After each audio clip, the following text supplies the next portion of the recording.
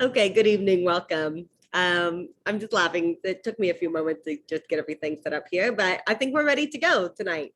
It's an exciting time to talk about Tuscany. I hope you were able to join Ryan a couple of weeks ago for his in-depth look at Piedmont. He's so fantastic about sending out all of these really cool follow-up sort of podcasts to listen to and videos to watch, and he just gets so into it. So I hope that some of that enthusiasm carries over as we move further south in Italy to discuss one of the other really important red wine regions, Tuscany. So we always love to talk about, you know, how many different grapes there are in Italy, depending on who you ask. 300, 500, 1,000. There's some different ideas about how many actual grapes there are. A lot of that has to do with the fact that if there's a higher number, sometimes you're counting the Trebbiano Toscano, you're counting it as Trebbiano from Umbria, right? So it might be the same grape with a different name in different regions where it's been propagated. So I'm going to talk about some fun things. I thought maybe we'd just get the wines out of the way here. I hope some of you were able to get the wine from Leduc. We really have two wines from Tuscany. What we hope to do is pick some wine for both the Piedmont and the Tuscany class that really might be new to you in a way.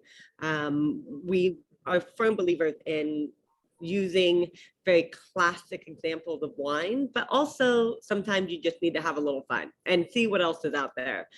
So this is absolutely one of our favorite producers from Tuscany. Elisabetta makes both Sangiovese, coming well known for her white wine, from the Vernaccia grape coming from San Gimignano. Getting a little chat here. Sylvain, yes, I send out all the follow-up and slides tomorrow. So I'm getting a little chat box there. So the Montenidoli, so Elisabetta is really well known for her white wine coming from the Vernaccia grape of San Gimignano. If anybody has it, please let me know what you think. But this is just a really fascinating story. Elisabetta is a woman who was raised traveling around Europe. She was really inspired by wine. She had a French uncle that would come to visit often when she was a child, and he would bring French wines like white Burgundy, which is really what inspired her concept of white wine making. Not that she tries to make her wines be like white Burgundy, but it was more of the nod to the quality and the integration of aging and using oak for the wine that she was really inspired by.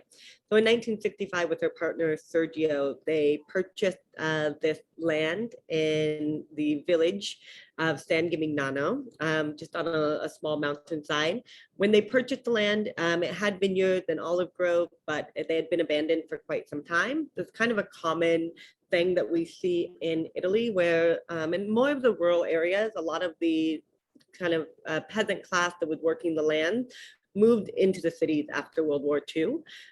So this area was abandoned, and they really came back and reinvigorated the land. They found some old vines that were worthy of being saved, as well as some olive trees, and they really built a wonderful home here.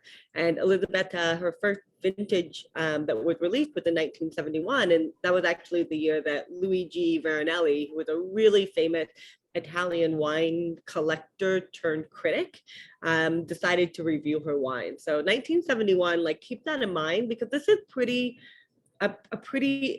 important time in the history of Tuscany and a turn towards quality. The land that she settled was that she worked and purchased was settled previously by the Etruscans, then by the Romans, and even by the Knights Templar. So she does have a bottle of Vernaccia that is aged. We have the 2012 on our list at Corkbuzz right now, that's named for the Knights Templar as well. She liked to call her Vernaccia the red of white wines due to the fullness of the body of the white, the ageability.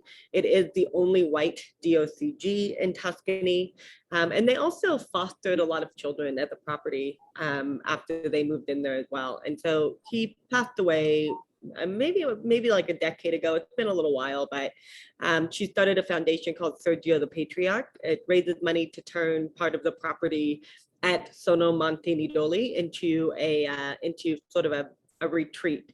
And she really wants to start bringing together people in community, and especially of different ages. She thinks it's so important to bring together youth and the elderly and everyone in between, so that you can really explore and expand from the different perspectives and viewpoints of the different age groups here. So really something kind of fun as well. And the Tradizione is fermented in stainless steel. They are hand harvested. Her estate has always been organic since she's owned the property. So since 1965, she'd never used any kind of commercial or chemical herbicides, pesticides, or fungicides within the vineyard. These are hand harvested grapes. They're treated with a lot of love and care. You can just see how happy she is in her vineyard here. And this wine, all of her white wines spend a little bit of time with the skin, but it is a very thin skinned grape, so it doesn't become an orange wine. It doesn't really gain a lot of that color, that texture, and that tannin from the skin because of how thin they are. And the wines are always aged for about a year before release. So this is a little bit of a different style than maybe some other San Gimignano that you've had before, which might be released quite earlier. Usually you tend to get a little bit of this sort of beautiful like green apple, sort of pink grapefruit, minerality, a little bit of this like slightly bitter almond skin in the wine of Vernaccia. Vernaccia essentially means local. So so you see Vernaccia in more than just this wine region in Italy. You'll see Vernaccia of other areas, and it kind of means like the local grape of the region. And I don't really see Vernaccia as far as this white grape from San Gimignano really outside of the environ of just around the village. It's pretty hyper local to that area as far as I know.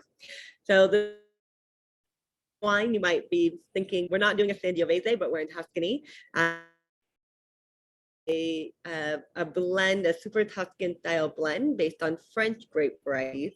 We'll talk about SuperTuscan. We usually like to say that generally when we discuss SuperTuscan wines, they are red wines from Tuscany, usually made from French grape varieties. However, there are also SuperTuscans that are 100% Sangiovese. I find that most often people are familiar with the kind of French grape variety SuperTuscan. So we're going to talk about some of the other really fun styles today.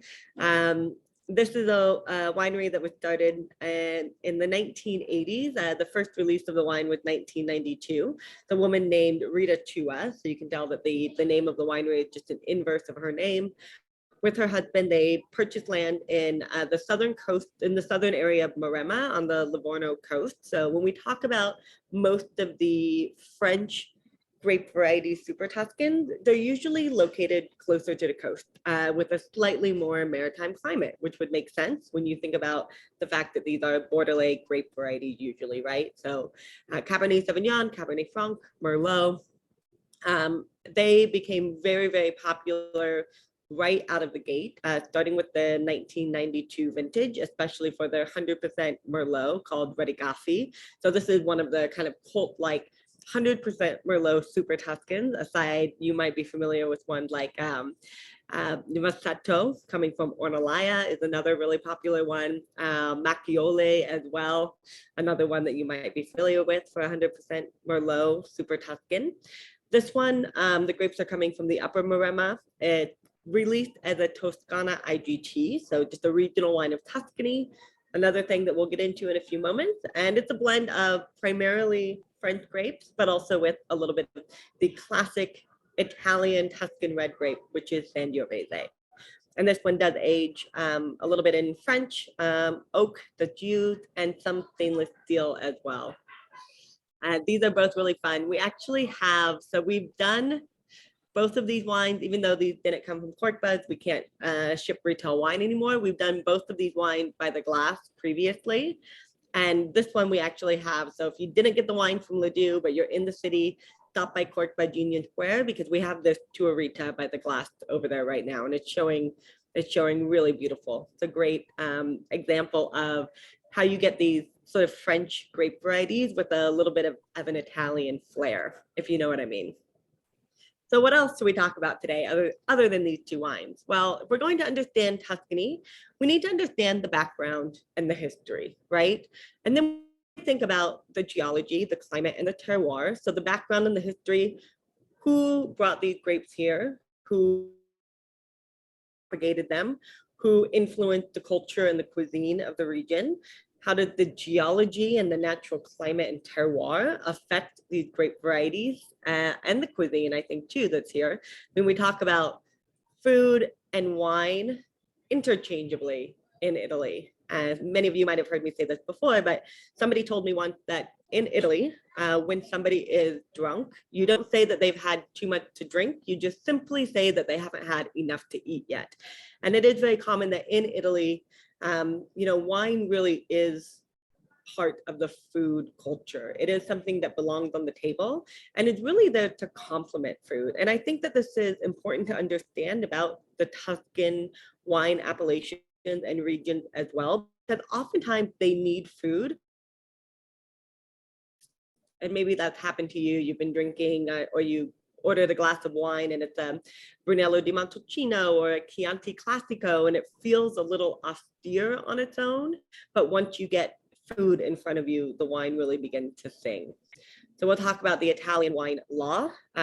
This is the region that made all Italian wine law pretty much the way that it is. And this is where we took the tradition of the grape varieties and the style of winemaking that was there, and we had producers who wanted to modernize it and really pushed forward.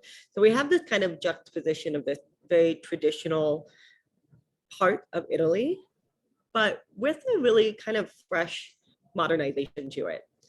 We'll talk about the grape varieties, of course, what's here, classic regions, and hopefully we'll be traveling to Tuscany soon. If any of you have been, I would like to say, if you haven't been in one of these classes before, please use the chat box to talk with each other. Especially if you've been to any of these regions, tell us about the winery you visited. What was your favorite food and wine pairing? Did you make it to the coast? Did you rent a car? How did you get around, and where did you stay?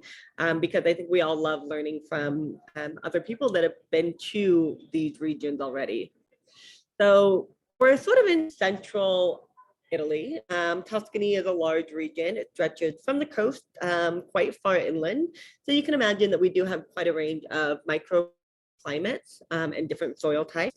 This is why, even though Sangiovese is the main red grape of Tuscany, it's also the most planted red grape in all of Italy. This is why there are so many different expressions. It's one of the reasons why there's so many different expressions. And this is why we use the appellation law to define the style of these wines, even when they're made primarily from Sangiovese, right? Because we have this large area, and the climate and the terroir and the soil type all change subtly how Sangiovese feels on the palate and taste, right? So we'll keep all of this fun stuff in mind. So what else do we know about Tuscany? Tuscany, I think, is a byword for Italian culture. If you go to Italy, it's likely that you'll probably pass through Florence. You'll probably take a trip to Pisa. You might go down to somewhere like Siena. It is a beautiful hilly and agricultural area dotted by the medieval villages. It is the region which formed Italy's language, its literature, its art. It's not necessarily the economic or the religious, right? Sort of the economic center of Italy is Milan. The religious center of Italy is Rome, but it really is the center of Italy's culture. And a lot of things that we consider to be so innately Italian are really Tuscan by nature, right? The region, as I mentioned, is very much rooted in tradition. You see this in the families that live here, the Antinori, the Frescobaldis, but they really do have an eye towards modernity. So even though they focus a lot on the tradition of the region, they're not afraid to improvise and to modernize, especially for the sake of quality. One thing that some people might say is that maybe this sort of feel to modernize might sometimes, and to increase quality, might sometimes be at the expense of the typicity of the region. So you do see a much a much wider range of different styles of Sangiovese being made, especially with the addition of these French grape varieties. So what do we know about Italy, about Tuscany in particular? So the Etruscans were one of the first sort of civilizations we know to be here that had a really profound impact on the region. The Etruscans were heavily influenced by the Greek culture of the southern part of the peninsula of Italy. We know through Etruscan art that they were lovers of the dinner party. So it was very common for men and women, which is kind of unusual in sort of ancient civilizations and traditions, but it was very common for them to go to dinner parties and interact together as part of the community. They love to eat food, they love to drink wine, and the Etruscans were absorbed eventually by the Romans, which came through this way. But they were, of course, an ancient civilization of really highly cultured people, and I think the Romans probably took some of that, some of what they learned from them as well. We know the Romans, of course, had a huge impact on the Italian peninsula, especially as it relates to wine. They loved wine, they took it everywhere with them. They spread it throughout Europe, pretty much everywhere that they went. And they built a lot of roads and commerce based on moving wine around Europe as well. They were also the first to really begin to look at the concept of terroir, understanding that some grape varieties did better in different climates or different soil types or different expositions. They understood that. They understood that trellising the vine, lifting the leaves up to the light, allowing more sunshine and photosynthesis to occur would result in higher quality grapes, riper fruit. They were the first to sort of work with the different levels of pressing, how hard or soft you would press the grape. They were the first to really start fermenting or macerating juice with the skin. You know, in Roman times, Etruscan times, we were probably drinking sort of these orange and rosé wines, right? Because we couldn't really control with the pneumatic press how gently or heavily we were pressing the grapes, and they were probably just fermenting everything with the skin. That's like a field blend, sometimes even a lot of the time red and white grapes combined. So after the fall of the Roman Empire, we see a lot of a decline in the world of wine all over Europe, in Italy as well. And during this time, it's really a lot of the monastic cultures that really take over winemaking in these regions. So the mezzadria becomes important during this time, which is a way of sharecropping. And the merchant class really emerges too. And the sharecropping is, you don't see it as much mentioned in Italy anymore, but it's also very common. It's actually really quite common somewhere like Burgundy. They call it something else in Burgundy. But essentially there will be somebody who works the land that's owned by, in the Mezzadria time, like this, 16, 17, 1800s in Italy. Usually the vineyard and the land would be owned by the aristocracy. It would be owned by the abbeys, the monasteries of the region, and the mezzadria would essentially work the land, and then they would keep half of all of the produce that they would made or farmed, or any of the grapes that were farmed and made into wine, or part of the money, and the rest would go to the abbey, to the owner of the land. This sort of falls out of fashion after the 1960s. The Chianti zone was delimited for the first time in 1716, meaning that as early as 1716, one of the first in Europe, people realized that this land, and then also defining geographically where the grapes were growing, was something that should be done here. That this part of land was especially suited to the Chianti formula, which was set in the mid-1800s by Baron Bettino Ricasoli. So we call the Chianti formula, and we'll talk about this in a moment as well when we get to the wine law, but the Chianti formula was mostly Sangiovese, with other accessory red grape varieties coming from Tuscany, Canaiolo, Colorino, Cilieggiolo, but also white grapes like Vernaccia. It'd be things like Trebbiano, the most common white grape in Tuscany, or Malvasia as well. So as we move forward into we kind of know what happens after the mid-1800s to the 1940s and 50s. We have dictatorship in Italy. There's a lot of people that leave the more rural areas and move into the cities. The quality of wine in Tuscany suffers. And, you know, after World War II, the Italians, they really modernized, especially in the central Italy and the north, they really modernized their economy pretty quickly. And so one of the things that they did was that they sold wine to a global market. And sometimes the quality of the wine was more about quantity and less about the actual quality. So Italian, especially Tuscan wine, sort of became epitomized by the fiasco, which was the squat glass bottle. The quality of the glass was very inferior, so they would wrap it in straw, and that would help protect this really inferior kind of poorly made glass as well. And this fiasco kind of came to epitomize this really rustic, sort of cheap nature of Italian wine that was being sold in grocery stores and low-end American Italian restaurants and bowling alleys, especially. I heard Ludovico Antinori, the really important figure in Tuscany, say that people bought these bottles more for what they were going to do with the bottle after it was empty, more so for than the wine.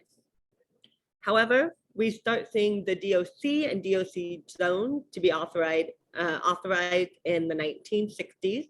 The first DOC and DOCG zones were Tuscan. They were the first to be authorized. In the 1960s, late 1960s especially, we began to see these super Tuscan trailblazers. The families like the Antinori, the family that is behind Sassicaia, start declassifying their wines in the effort of making higher quality wines, because they weren't happy with the laws of the appellation system that had been put in place in the early 1960s and 1963. So what kind of climate do we have here? It's a pretty dry climate overall, but it is influenced by the sea, by a maritime climate. The winters can be quite harsh. Summers are quite long and hot, depending on where you are, closer to the coast or further inland. You'll definitely feel more of this continental versus maritime climate. Montalcino is in the southern province of Siena. It tends to be quite arid. Montepulciano is more seasonal. It's further inland, so very hot summers and very cold winters. And we have a very diverse soil structure. So we'll talk a little bit about the soils in Montalcino and Chianti, but also keep in mind that we have a lot of sloped vineyards. And if you've spent any time in this region, you've seen that. And it's not uncommon to still see what we call sort of a practice of promiscuous agriculture in Tuscany. And this was really implemented by the Etruscans and then the Romans, where you would actually intersperse the different olive groves or wheat fields and vineyards with other crops on the hillside, depending on where they did best, because each one of these tips and turves and hillside climbing up and down was better suited to a specific crop. So they really kind of planted in this patchwork of where these different crops and vineyards would do better. We still see that if we head there. So if you have no idea about Italian wine law and the system that we've been talking about, you're probably like, what is DOC? What is DOCG? What is she talking about with SuperTuscan? And wine law really helps us understand what we should expect in the bottle. And all wine regions have some sort of law that protects how the wines are made and sold. In Europe, the laws are much more strict than in places like Australia, the US, South Africa, what we kind of consider to be the newer world of wine. And that's because we've had longer in the old world or in Europe to really identify the best grapes to grow in particular regions and the best ways to make those wines, right? So the first appellation law and system in Europe started in France, and all of the other countries are pretty much more or less modeled after this system. And this system says that you choose a geographical area, and then there's a set of laws around what you can grow, how you can grow those grapes, and then how you can pick and make your wine. So they cover things like the actual grape variety you can use, to call your wine Chianti Classico. It covers how you have to grow those grapes, when you have to pick them, and then also depending on the different terms that you want to use on your bottle, we just jump down here like Classico, Reserva, or Superiore, how the wines have to be made. So each region, so these terms are not unilateral for all of Italy. Each region decides what the terms are, but they all follow the kind of general idea of grape variety, how you grow your grapes, how you pick them, and how you make and sell, and sometimes even market your wine. So at the very, very top level of your Italian wine law, you have what's called the DOCG. Essentially, this means that the wine is controlled and guaranteed. This is the very top level of Italian wine, and you'll see these wines labeled with this band on the neck of the wine as well. They're telling you that this is the benchmark of this style of wine coming from Italy. So DOCGs are things like Barolo, Barbaresco, Brunello di Montalcino, Chianti Classico, right? One step down, you have a DOC. So there are fewer DOCGs in Italy, although there are a lot, there's 75 or 76. There are fewer DOCGs, and there are far more DOCs. So when you go a step down to the DOC, it's still considered a high quality wine, but there are usually less restrictions on how you have to make your wine. And I think that this is a really great graph over here that just shows you the pyramid. So you can see the DOCG is at the top, followed by the DOC. One step down is the IGT, which we're about to discuss. And then at the very bottom, you have the Vino di Tavola, or what we just simply call today Vino in Italy. So prior, in 1963, we set the laws that govern the DOC and the DOCG. Now, by 1968, there are already several producers who weren't happy with how the laws were established in the early 1960s. And oftentimes in a lot of European regions, when we established wine laws in those regions, it was somewhat based on what was planted at the time and what was being marketed, right? So in 1963 in Chianti, it was actually mandated that you include some white grape varieties in your Chianti red wine. Now, there were some producers who said, I don't want to do this. Now, there's reason to have the option to do this or to have it be mandated. So one, actually fermenting red and white grapes together can increase the color of the wine. It's a chemical reaction and binding that happens. Another thing is that white grapes can have higher yield. So they can actually extend the quantity of your red wine, right? You add a little bit of white juice to your red grapes. You don't really dilute it too much, just a little bit, but you extend the quantity. This is really important in Italy post-World War II, right? They really needed to build the economy of these wine regions. Another thing might be to add acidity from white grapes in maybe a really warm region somewhere, in a really warm vintage in somewhere like Tuscany, right? White grape can usually be picked earlier. They have higher acidity, and you might be able to bolster the acid of your resulting wine as well. Well, there were producers who said, well, wait a minute, I don't want to make my red wine with white grapes. Or there were producers who said, wait a minute, I've been tasting the French styles of wine coming from Bordeaux. I have some Cabernet Sauvignon and some Merlot that I planted in my vineyard, and I want to make wine with them. So these producers began making wines in their own way. And there were two diverging SuperTuscan paths. There was the French variety SuperTuscans like Sassicaia, and then there was the 100%. And then there was the 100% Sangiovese SuperTuscans like Montevertine, Le Pergola Torta. So just keep that in mind. There are two styles that you might see there as well. I'm gonna go ahead and just mute everybody real fast. All right, cool. Now in 1992, so what happened then is some of these producers who are declassifying their wines in Tuscany become some of the most heralded producers in Tuscany and in Italy, because the quality of the wines that they're making are very, very high. So essentially you're taking away the brand name of Tuscany, of Chianti, of Maremma, of Bolgheri from these wines, and they're just being labeled as wine of Italy, meaning the grape could literally come from anywhere, even though they're all coming from Tuscany. But there's no more distinct indication of where the wine come from than just Italy on these bottles of wine. Well, other Tuscan producers were not necessarily happy about this, because you would want the most high quality wines in Italy to be associated with your region if they're coming from there. So in 1992, we implemented something called the IGT. And it's the same concept that we see somewhere like France called like the IGP, which is a larger geographical area with fewer restrictions on how you can make the wine. So oftentimes these IGT wines, meaning Tuscany on its own is an IGT. So the grape could come from anywhere in Tuscany, and there's a much broader range of grape varieties that you can use and ways that you can make your wine. So this gives the producer a more concrete indication of where the grapes come from and where the winery is located, but with a lot more liberation in how they can make the wines and the grapes that they can use. Makes sense, right? You can still declassify your wine to just Vino if you want to. Most SuperTuscans label their wines as Tuscany IGT, and we'll expand on that in a moment. Some other terms you might see: Classico, Reserva, Superiore. These are terms I had a difficult time when I started learning about wine, understanding Italian wine labels. One of the reasons is that each appellation does have a large stylistic range of wines that can be made underneath it.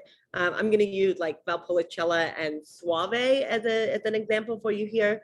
In Soave, you can have sparkling Soave. You can have a dry Soave. You can have Recioto di Soave. You can have Soave Classico. You can have Soave Superiore. You can have Soave Reserva. You could have a Soave Classico Reserva Superiore. You could have a Recioto di Soave Classico Reserva Superiore, right?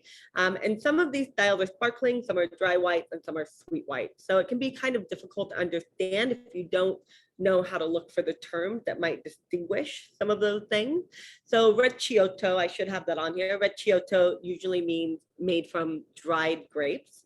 Classico is telling you that the grapes come from the initial heartland of a region. So over time, some of these Italian regions have been expanded in where their boundaries are.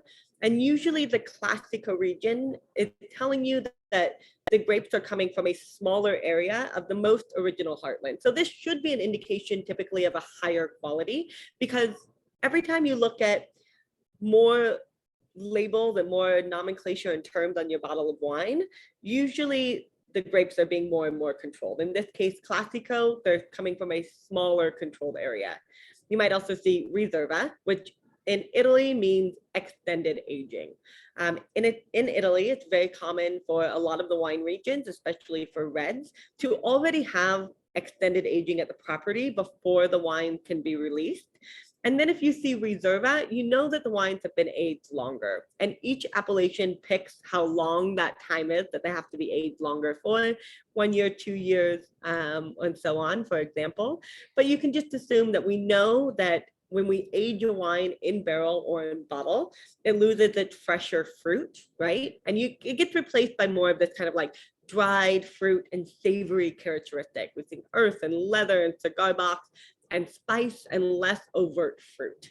And then you see Superiore. Superiore often means that it is a wine that comes from probably a riper vintage and has a higher minimum alcohol. That's really what Superiore means. It means a higher minimum alcohol.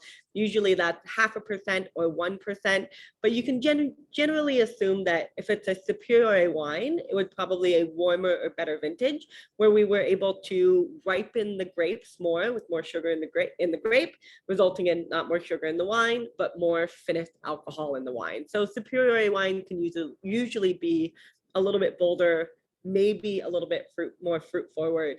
And it is possible to see all of these terms on a single bottle of wine, because it could be a Valpolicella Classico that's been aged for an extended period of time, longer than the initial required minimum of the region.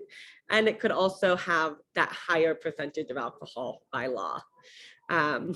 So it's kind of some fun thing to really learn that we can start to understand what's in the bottle. And these laws are really here to protect both us and the producers, because if we begin to understand what these terms mean, we know what to expect in the bottle.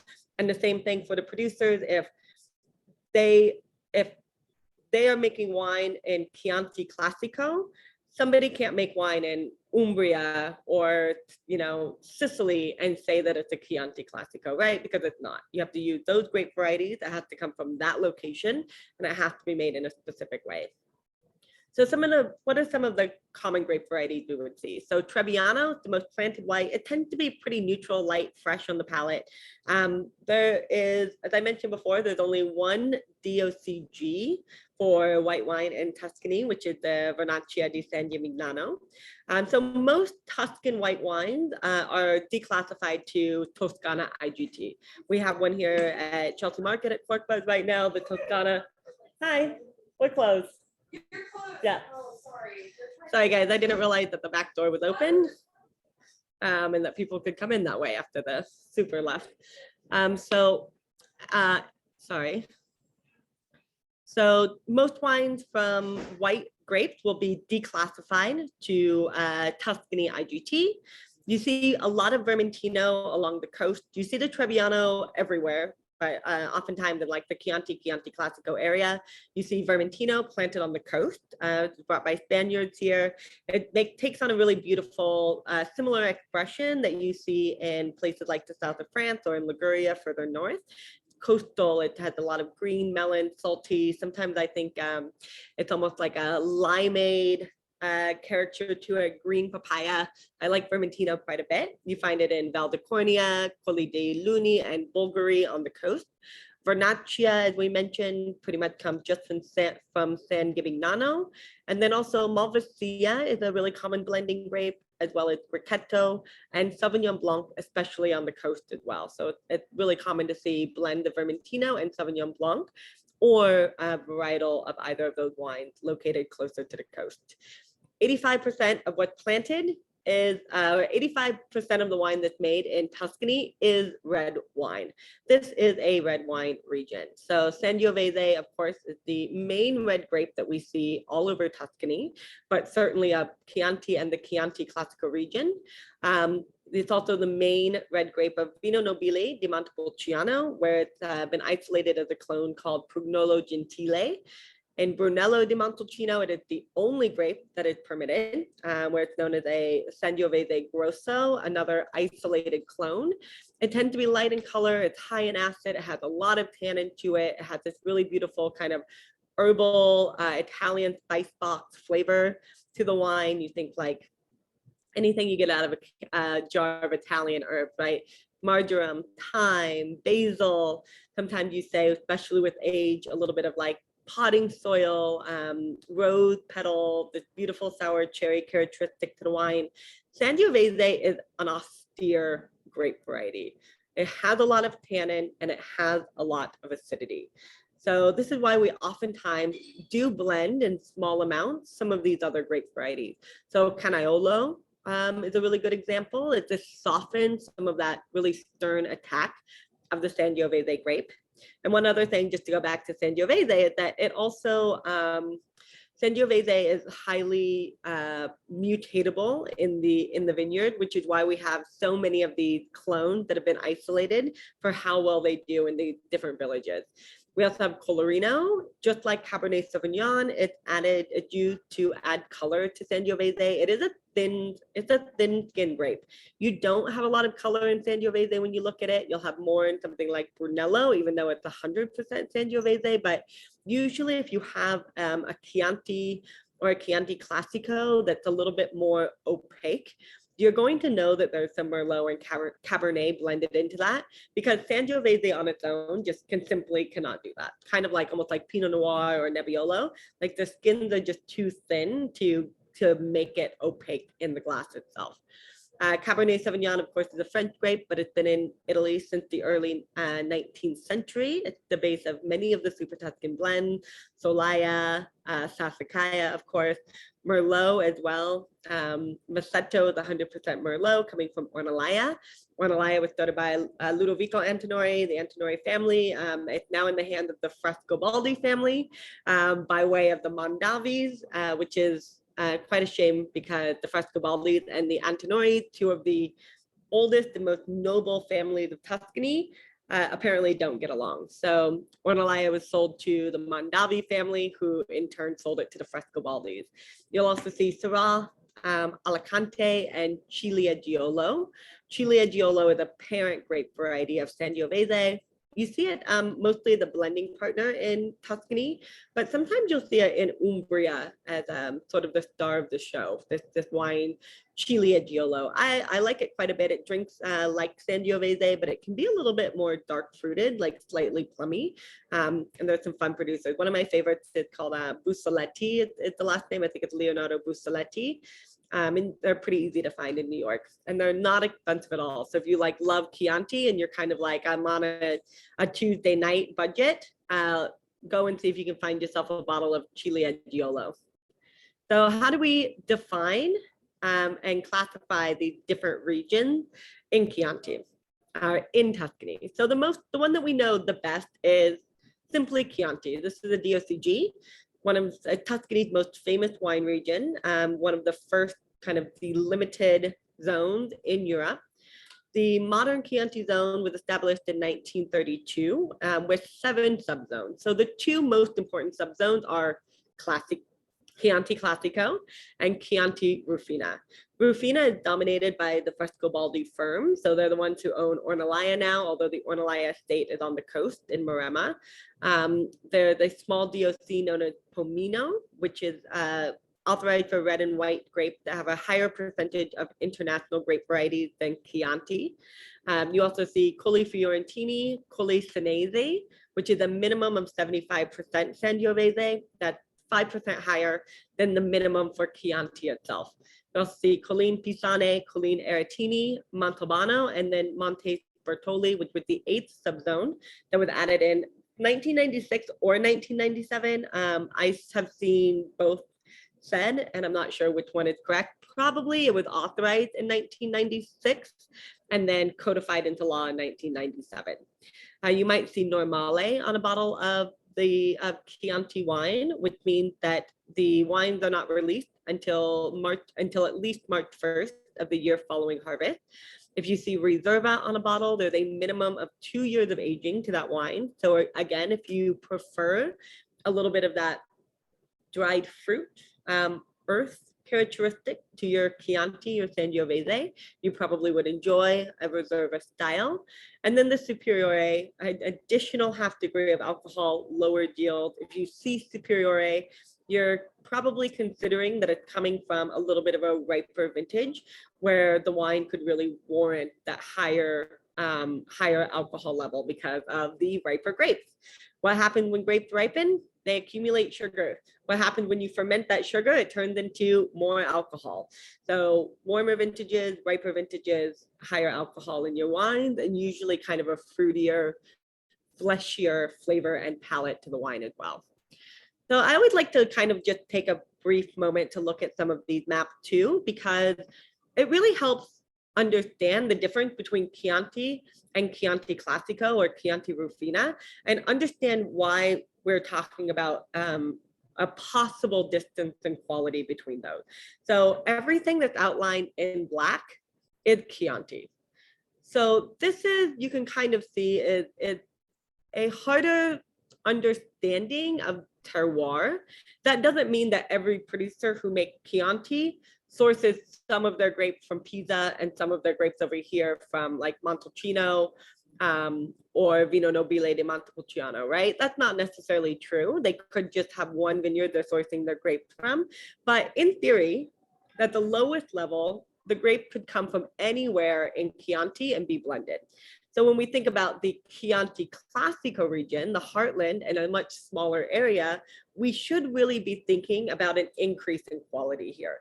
The laws are slightly more strict as to the yield, how long you have to age your wine. If you're going to somewhere like Rufina, this is a much higher altitude. You can see this subzone is also much smaller. So even more of a singular imprint of terroir to the wine. Rufina is also the highest altitude subzone in Chianti. So in a really hot year, Rufina wine can still be reserved and elegant and high acid. So if you have like a year like 2003 in Europe, it was just unbelievably hot. Rufina is one of the best areas to really look for Chianti from, Chianti Rufina in that subzone. So 70 to 100% Sangiovese and Chianti. This was updated in 1996. So prior to 1996, if you were using the term Chianti on your bottle of wine, you had to include white grape varieties, Trebbiano or Malvasia. Post 1996, this would change as being an optional addition. So producers can add, I think it's a small amount. It's like, I can't remember how much, but it's like 15 or it can't be any more than, I don't think, even though 70% Sangiovese, it can't be 30% white grapes. It's still only like something like 15% of the blend can be white grapes. It's a very small amount. White grapes are optional, and many producers don't choose to include white grapes anymore. You cannot exceed 15% of Cabernet Sauvignon if you do use it in your Chianti, and you can do that. You can make a 70% Sangiovese, 5% Canaiolo, and 15% Cabernet Sauvignon. You can use Merlot. You can use Cabernet Franc in these wines. The consortio, this is always funny. I always forget to talk about this. The Chianti Classico 2000 project, which is just, I have to look back into it again because it's just, the consortio is, I have to look back into it. The consortio is looking at the difference in the Sangiovese grapes and how they really, I guess, grow in each of these different areas. You might see a term called governo, which is the re-fermentation of the juice of dried grapes, kind of like a ripasso style that you would find in Valpolicella. This was really to strengthen the wine and initiate malolactic fermentation. Before the 1960s, one of the reasons that SuperTuscan became so popular is that the process of malolactic fermentation was not that well understood in Tuscany by the producers. And so this was another reason that the traditional Sangiovese wine could really be so stern, because the red wines weren't always going through malolactic fermentation, which was actually adding a little bit of a softer mouthfeel to the wine by transferring or changing that really tart malic acid into a softer lactic acid. So things like Chardonnay usually go through malolactic fermentation to soften the acidity and give it that creaminess. And most red wines typically go through malolactic fermentation, but it was really like the 1940s, 50s, 60s, and 70s that we really started to, around the world, understand how to encourage and or block malolactic fermentation. And it was actually Andrei Teleshev, who was a Russian, but professionally he was known in California, of Beaulieu vineyards. He actually came to Tuscany and he helped a lot of these producers with malolactic fermentation on their red wines as well. So this really helped improve the quality also. The Chianti Classico DOCG, much smaller area, also upgraded to DOCG alongside Chianti in 1984. There's two main soil types you see here, Galestro and Albarese. The Albarese is a sandstone, Galestro is a softer, more friable, marl-like clay soil. You have to have, in Chianti Classico, a minimum of 80% Sangiovese. It can be blended with other accessory red grape varieties, Canaiolo, Colorino, Cabernet Sauvignon, Merlot. But as of 2006, you may no longer use any white grapes in your Chianti Classico. So you can use them in your Chianti, but not in your Chianti Classico. So stricter regulations as to how the wine has to be made. The wine always has to be aged 1 year prior to release. Unlike Chianti, they can be released much earlier.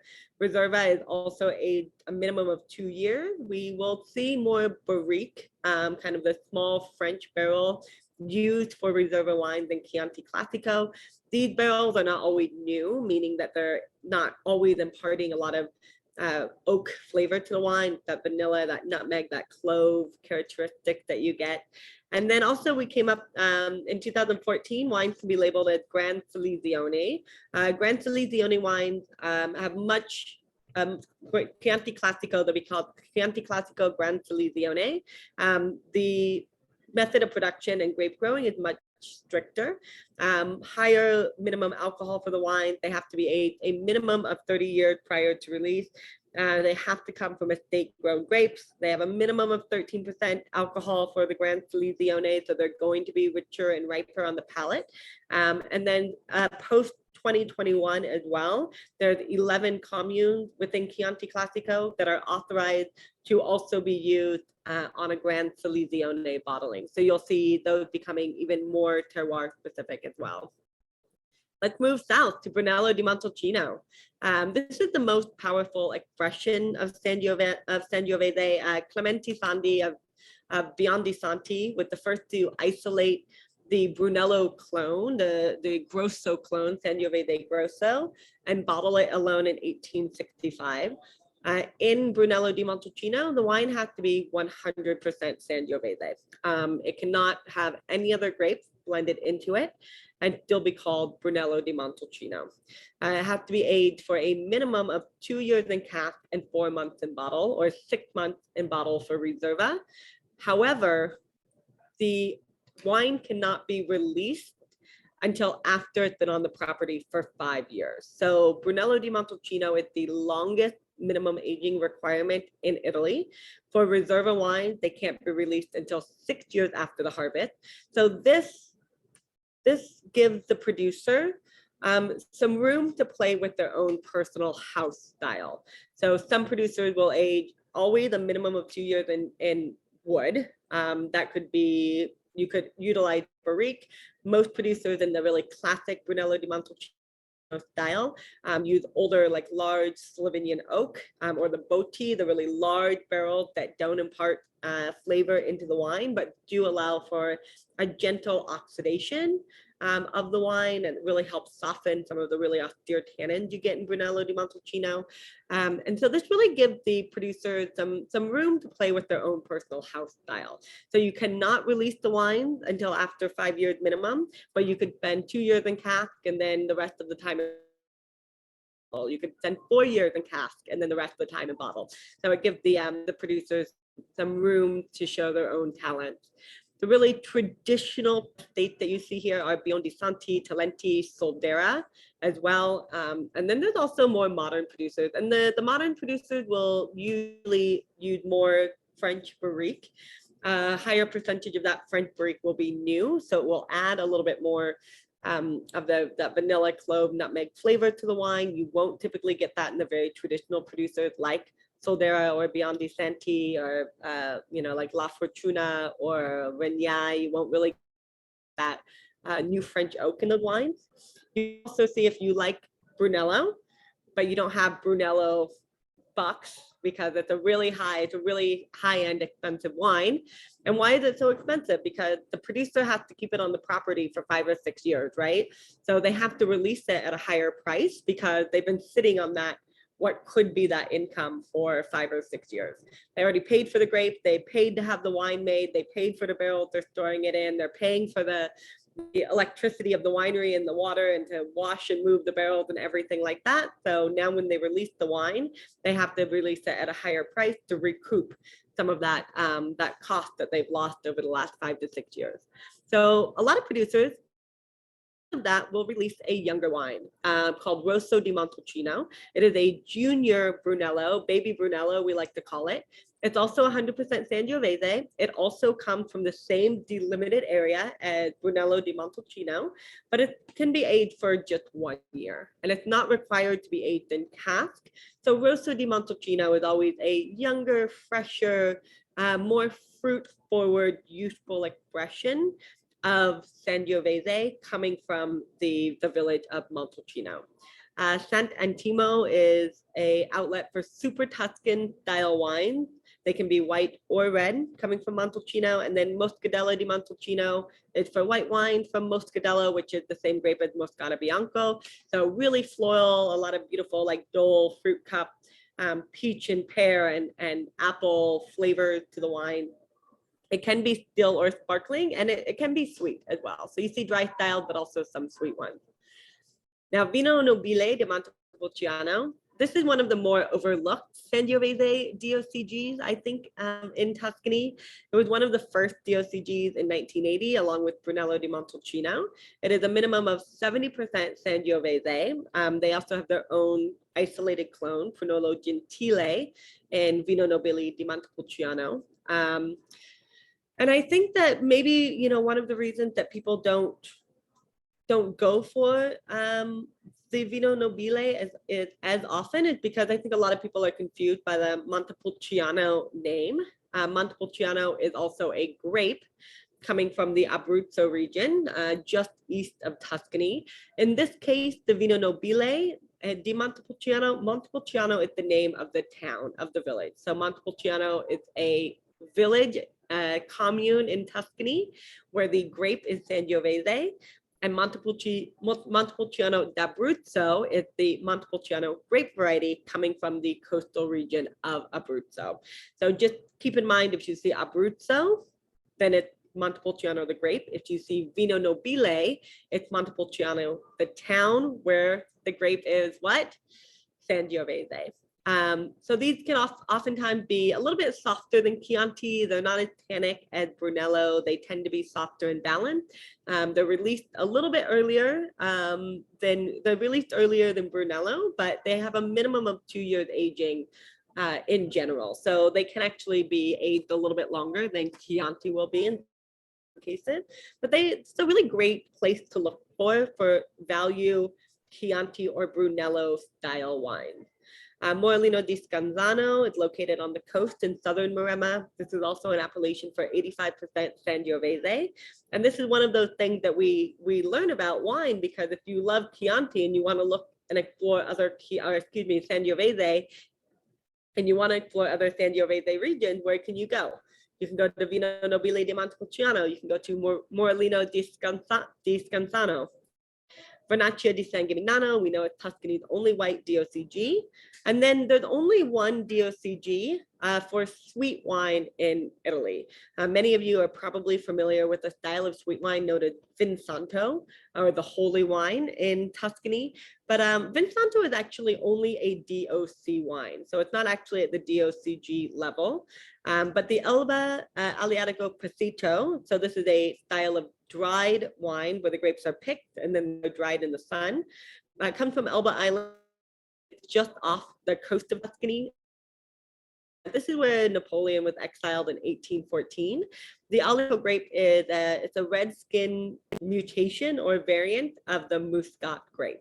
So it also has, even though the wine is kind of a really light red, a really deep, deep pink in the bottle and the glass, it has all of those really beautiful floral, aromatic, and kind of fresh cut fruit aroma that Muscat or Moscato has as well. So there's also a lot of other fun styles of wine coming from Elba Island that are just kind of can be declassified as like Tuscany Tuscany IGT, but a lot of them are really kind of fresh, salty. Vermentino is common to see there. I like it from a producer called Sicilia. You'll also see like Inzolia, which is one of the grapes that's common in Sicily for the production of Marsala, but it makes a really great dry, crisp, fresh white wine. You can imagine coastal Tuscany or Tuscan Island. You probably want something that's a little bit there for the summer. I'm going to send out some of these things like the vintages so that you have them for yourself. I also had a more updated version of this slide, and I didn't realize till today it was on my other computer. So I'm going to send you the more updated version tomorrow. So who here is a big SuperTuscan fan? I love both styles. I really like the French styles, and I really like the Sangiovese styles. I think that the cool thing about them is that they really all have a point of view. They have something to say. I think it's really fun when you take these grape varieties that are so definitively French, and you paint them with some Italian style. And then the Super Tuscans that are 100% Sangiovese, these were really producers who wanted quality first. They really didn't think that the quality of the wine came from adding white grapes into the blend. And they took a really big risk. Both producers who were making the style of either French grapes or 100% Sangiovese, they really took a huge risk at the time by declassifying their wine to just simply wine of Italy. But what they did do as well, they really are responsible for invigorating a lot of the international interest and a lot of interest in raising the bar of quality for all wine in Tuscany, not just wines that were eventually called Super Tuscan. So the Marquis Mario Rocchetta released the first commercial vintage of Sassicaia. He actually released it in 1971, but the vintage was 1968. His nephew released Tignanello, the 1971 vintage, in 1978. He followed up with Solaya, which is Antinori's Cabernet Sauvignon based blend. Tignanello is a Sangiovese based blend. So Tignanello it's around 85% Sangiovese, and then the rest of the blend is Cabernet Sauvignon and Merlot. Solaya is Cabernet dominant. It's almost the inverse. It's like 85% Cabernet, 15% Sangiovese. Tignanello is a great wine. All of these wines are fantastic. I don't really get to drink them, but I have been able to taste them on a few occasions. Meghan Markle, I always like to just throw this little point out there. Meghan Markle, before she joined the royal family, she was such a big fan of Tignanello. It was her favorite wine that she ran a lifestyle blog called The Tig, named after the wine itself. Ornellaia, Ludovico Antinori started Ornellaia, Bordeaux-based blend in the coast, in the Maremma, Bolgheri coast of Tuscany. He followed Ornellaia, which is based on Cabernet Sauvignon, with Massetto, which is based on Merlot. Le Macchiolo, another really famous Super Tuscan producer from the coast. They became famous with their Palio Rosso, which was 100% Cabernet Franc. And then the first three of the 100% Sangiovese Super Tuscan, we have Vigorello from San Felice. We had Montevertine, Le Pergolatorte, which most people are really familiar with. Isole Oleno, Chaparello as well. Most of these Super Tuscan came with sort of a fantasy name. So like Chaparello, Le Pergolatorte, Vigorella. These are all sort of fantasy names that are named for the bottle instead of the traditional European way of labeling your wine, which is by place. Bolgheri is a DOC on the coast that was actually a DOC for white wines and rosés since 1983, but gained status for its red wines in 1994 after many of these kind of coastal French grapes, Super Tuscan, started coming from the region. It's located in northern Maremma. They do great varietal examples of Merlot, Cabernet Sauvignon, and Franc. And Bolgheri's Sassicaia was a subzone in 1983, and it gained DOC status in 2013. So Bolgheri's Sassicaia is actually, as far as I know, is really Italy's only monopole DOC. It's kind of common to see those in France, where you have individual vineyards, Grand Cru vineyards, like a Grand Cru vineyard in Burgundy that is its own AOC and is also only made by one producer. But I believe that this is the only DOC single appellation monopole in Italy. If anybody knows otherwise, I hope you'd let us know. So Vinsanto, we mentioned as well. So the traditional dessert wine from Tuscany, they call it the holy wine. The reason is because it's a sweeter style wine. The grapes would be dried and it would take longer to ferment, and they would usually ferment we kind of finished fermenting right around Easter. So it's why it became known as the holy wine. It's very difficult and time intensive to make the wine. So it's becoming increasingly rare, especially as sweet styles of wine, I think, are really misunderstood today. And we don't understand. Sometimes we oftentimes think of sweet as being low quality, but especially in Italy, these high quality sweet wines have a really big history in these places, right? So it's usually made Vinsanto from Trebbiano and Malvasia, from these white grapes. Sometimes Grechetto can be used. Rosé version called the Occhio de Pernice are made as well, where you add Sangiovese to the white grape. So these kind of beautiful, like pink, light pink style of Vinsanto. They're incredibly rare. You rarely ever see them. So you take your grapes, you hang them from the rafters, and you set them to dry. They usually raisinate until December 1st or after. And then it's a very, very long period of fermentation and aging in these barrels that are traditionally known as caratelli. The traditional wood for the barrels was chestnut. But sometime today you use Slovenian oak, French oak, chestnut, and other acacia could be used as well. And the wines age for a period of between 3 to 8 years, and they're never topped off. So as the wine ages, it evaporates slowly, and the wine is more exposed to oxygen. And this creates this kind of nutty expression of the wine, where you have this beautiful, like candied nut to the wine, this orange peel. The wines are not always intensely sweet, like some styles of sweet wine. They vary, they range in their sweetness. There will always be some sugar, but they do get drier as they age. So sometimes they have this really beautiful, like kind of nuttiness to them, as opposed to the really intense sweetness. You know, like you think of like a Tokai or Sauterne as being really intensely sweet. And these wines are not usually like that.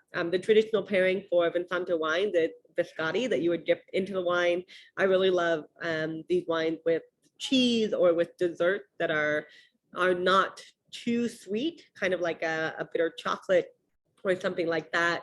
Cookies can be really fantastic with Vinsanto as well. They're really cool wines. I would hope that you would look them out.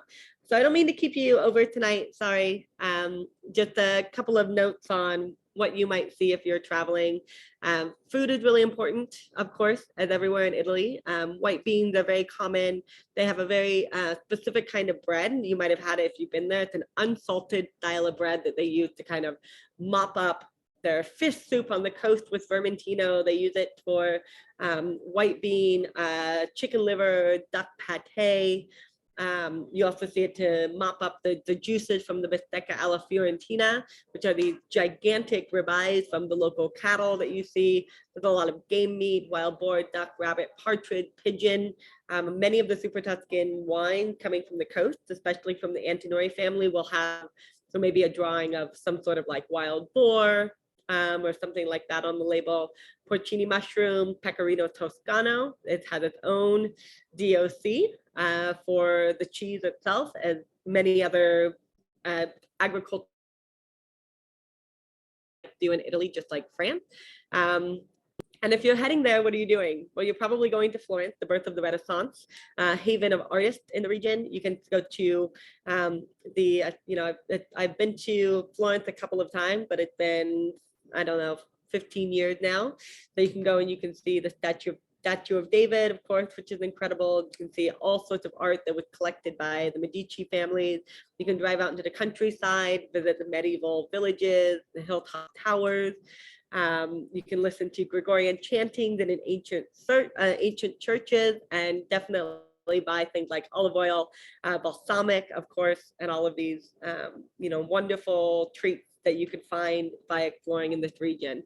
I've heard a lot of people that have told me that the CNN Stanley Tucci videos are really fantastic. I don't know if any of you have had a chance to watch any of that. I haven't yet, but I've heard that they're really great.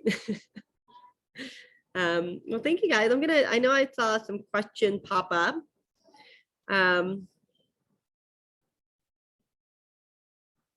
Could you see, you could have Brunello di Montalcino Superiore, I do believe, yeah. Sylvain, I think you can have a Superiore in most of the regions, and there's over 400 DOCs, and there's 76 DOCGs. So, I mean, it is possible that I could misspeak, but I do think that you could have a Superiore in Brunello di Montalcino, because as long as you're having that higher minimum alcohol, and some of the regions, the DOCs and the DOCGs have Superiore built in, which is common in Piedmont for some of the Barbera DOCs and DOCGs.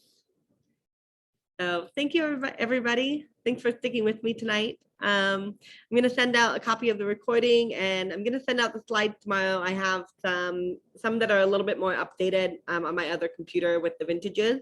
So you'll have all of that information. And if you have any questions, please let me know. I'd love to hear them. I hope you had a fun time. Somebody just asked if minimum alcohol is better. And I think my answer would be, I guess it depends on the style of wine that you like. So the two ways to approach that idea. The last thing I'll say is that, that when you have the reason that we set minimum alcohol levels in wine regions is to protect against underripeness, because that you have to have a ripeness of your grapes in order to reach those minimum alcohol levels. In a lot of regions in Europe, you can chaptalize your wines, which means you can actually add sugar during the fermentation, not to make your wine sweet, but to bolster that final alcohol. So again, you're protecting against some of that kind of underripeness or that being too thin or too tart. So that's the purpose of setting minimum ripeness levels. When you set the superiore, or the higher minimum ripeness level, that's really a stylistic indication of a riper vintage, producer style who's trying to make their wine a little bolder, a little more velvety, kind of smoother, and have a fuller or richer palate, and more elevated, usually more elevated fruit flavors, because that typically comes with that higher level of ripeness too. I hope that helps. So there's kind of a few different schools of thought. I tend to like lower alcohol wine because I'd rather sit and enjoy 2 bottles with my friend than like 1 bottle of really high alcohol wine. But it's really who you're with, what you're drinking, and what you're eating, right? So, thank you, everybody. If you have any more questions, let me know. I'll talk to everybody soon. Thanks, Amber. Good night. All right.